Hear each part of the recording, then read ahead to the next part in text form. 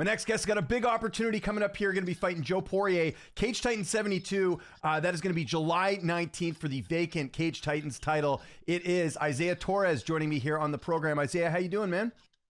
Good, how are you? I'm doing great. Thanks for having me on. Well, thank you for joining me, man. It's 4th of July, so I guess all business today. Are you getting to enjoy yourself at all? This morning we had a 5K that I did with a couple of my friends.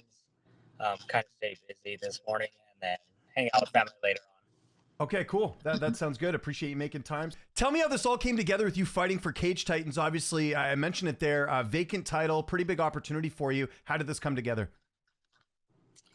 So I was just kind of looking to get back into it at the end of July. And then I'd seen the opportunity come up. And then just talking with Cage Titans, who it is, what it is, what's it for, the weight. And once all those were figured out, I was like, well, yeah, I'm down for anything. Okay, well that's cool. Did you know much about Joe Poirier before taking the fight? I don't know if you're a guy who keeps an eye on the regional scene at all. When they had sent the name, I kind of looked him up. It looks like he's a good striker, pretty well-rounded, a big name over there, who they're trying to push, and I'm just trying to ruin that push. Yeah, for sure. It's going to be a fun fight. And now that you've had a chance to look him up, how do you feel like stylistically you match up against him here? We're kind of like the same fighter. We're taller for our division. Usually 125ers are shorter, but me and him are bigger 125ers. So we like to use our range. We like using our striking. And then if we do have to use our grappling, we have that there. So I think it's a great matchup for me. Yeah, it should be pretty good. And take me through camp a little bit. Where are you training right now? Who've been some of the main training partners helping you get ready for this fight? So I've been with Jeremy Kimball for going on 9 years now. He's my main head coach. I'm training with him. I have Mal, a couple amateurs that we train with. And then down in Pueblo at Ultimate Performance, we have Isaiah Diggs down there. He's a 6-0 pro. And then I'm at Children's Jiu-Jitsu. Okay, cool. Good little mix there. And what about the weight cut? How's that going? Obviously, we've got a little bit of time here, but how's the cut going to 125? Cuts are always, I always like to have like 5 or 6 weeks to get down to that. And that's kind of what we had for this fight. So what's good about me being a big 125er and having to cut a lot is that it just pushes me to do a lot of cardio. Okay, good. That's great. Do you get to eat anything today, or is it all you doing your 4th of July after the fight type thing? Most of the family's eating steaks, but they have put aside to me some chicken breast. So a little healthier.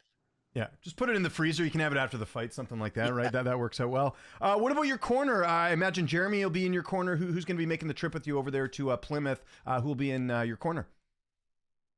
Yeah, I'll probably have Jeremy and one more teammate. Kind of seeing whose schedule works with it and able to get out there. But Jeremy's always in my corner, so he'll be there for sure. Love it. And how do you see the fight playing out on July 19th? What's your prediction? How do you see it going down? I know Joe does like to strike. He likes saying that he is a good striker. He's got good hands. Going into this, we'll see how long we stay striking. I'm sure he'll start clinching and start trying to wrestle. But that's going to tax a lot on him. It looks like he does gas or fade a little later on. So if he wants to keep it standing, I know I got the advantages there. My boxing is better. He does have a good knee up the middle, so we'll have to watch out for that. I think my kicks are better than his, so I assume he's going to be shooting first.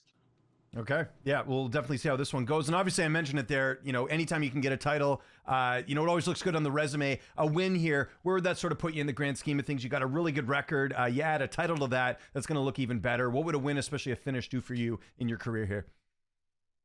So that's the main reason why we kind of took it. It's a big opportunity. It's a big promotion. He has a lot of hype going around him. So a lot of eyes are already on him. So being the guy to beat him and try to finish him just builds on my resume. I'll get that side of the United States to kind of get eyes on me and just keep pushing from there. I do like to stay active. So if I'm healthy, everything's good, I get a quick finish, I'll look to get right back in there. And what about the timing of this fight too? You know, we got Dana White's Contender Series. I'm sure that's something you're kind of thinking of as well, just with that season kind of kicking off here pretty soon. And again, I kind of look at this fight as like whoever wins this is probably going on to something big like that. Is that kind of how you view this as well? Yeah, we're both big names, both exciting. We have a lot of finishes. I know Dana White's kind of looking for a lot of that. Um, so this fight's just gonna be a lot of fireworks. We had just seen Roy Ball then. Um, I think if we're standing, it's gonna be a fight just like that. Um, so it's gonna get a lot of eyes on it. And like you said, the timing works great because one, we're gonna be low on weight, in shape. We just got done with the fight. So any short notice calls, we're gonna be able to go to.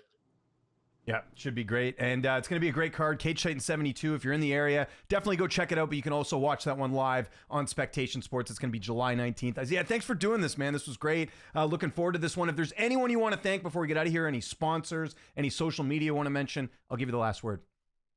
I just want to thank everybody who supported me from the beginning.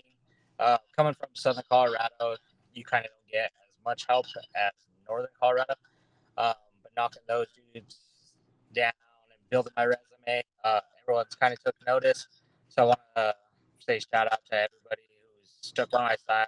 Coach Jeremy, Coach James, Coach Childress again, Coach Juan, and then my sponsor, the landscaping. They've all been to me since I was an amateur, and without them, none of this would have been possible.